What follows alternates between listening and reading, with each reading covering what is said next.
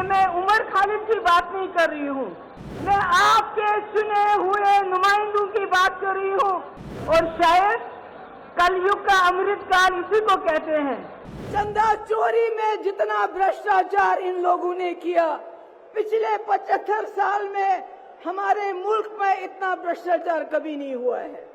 मंच पे बैठे हुए तमाम लीडर साहिबान, यहाँ रामलीला मैदान में आए हुए हमारे भाई, हमारी बहनें, सबको मेरा सलाम, मेरा आदाब।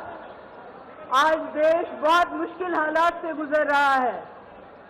ऐसा हाल है, न कोई वकील, न कोई दलील, न कोई कार्रवाई और सीधे जेल।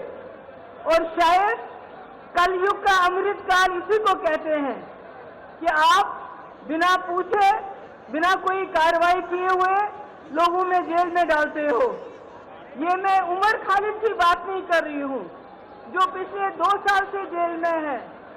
मैं सिद्दीक कपन की बात नहीं कर रही हूँ, मैं मोहम्मद जुबैर की बात नहीं कर रही हूँ, मैं आपके चुने हुए नुमाइंदों की बात कर रही हूँ, जिनको आप लोग वोट डाल के एमएलए बनाते हैं, लोकसभा मेंबर बनाते हैं, चीफ मिनिस्टर बनाते हैं, मिनिस्टर बनाते हैं।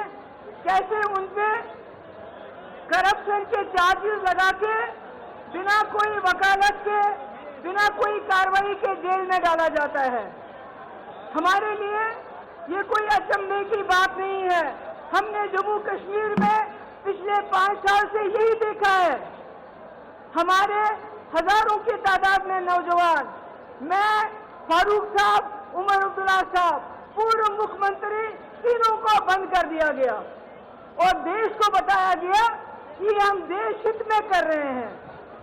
जब आप संविधान का उल्लंघन करते हैं, जब आप कानून का उल्लंघन करते हैं, वो देशभक्ति नहीं, देशद्रोही होता है। जो संविधान का उल्लंघन करेगा वो देशद्रोही है। आज जम्मू कश्मीर एक लेबोरेटरी बना है, वहाँ टेस्टिंग होती है, फिर आपके साथ वही होता है। केजरीवाल जी का क्या कसूर, हेमंत सोरेन जी का क्या कसूर? अगर वो बीजेपी में चले जाएंगे केजरीवाल, तो ये सारे मीडिया के लोग जो पिछले कई दिनों से करप्शन करप्शन करप्शन केजरीवाल कहते हैं, तो ये कहना शुरू करेंगे कि केजरीवाल जैसा कट्टर ईमानदार कोई नहीं है। सिर्फ बात यह है कि केजरीवाल यहाँ से उठ के बीजेपी में चले जाएं। केजरीवाल का क्या कसूर?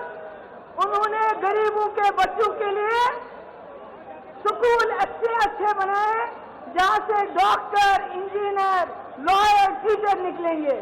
उन्होंने लोगों को मुफ्त बिजली दी, मुफ्त पानी दिया, अस्पताल बनाए, बसेस की मुफ्त। मगर इनको तकलीफ है, इनको इस परिवार से तकलीफ है। ये जो परिवार आप देख रहे हैं, इनको परिवारवाद से तकलीफ नहीं है। अगर परिवारवाद से तकलीफ होती तो ज्योतिरादित्य सिंधिया को नहीं लेते। अगर परिवारवाद से तकलीफ होती तो जतिन प्रसादा को नहीं लेते, मिलिंद देवड़ा को नहीं लेते, राजनाथ सिंह का बेटा पॉलिटिक्स में नहीं होता। इनको तकलीफ है अगर आज भी आदित्य ठाकरे जी बीजेपी में चले जाते हैं तो फिर परिवारवाद नहीं है। इनको एक परिवार से सबसे ज्यादा तकलीफ है, और वो परिवार जिसने इस देश के लिए जेल में भी कुर्बानियां दी, इस देश को बनाया। गांधी नेहरू उस परिवार की बात करते हैं। अरे मैं कहती हूँ ऐसे और परिवार पैदा हुए होने चाहिए थे। आज देश जो हमारा चांद्रयान पे पहुंचा, चांद पे पहुंचा, शायद कहीं और पहुंच गया होता। इनका क्या काम है? इनका काम है हम सवाल पूछते हैं।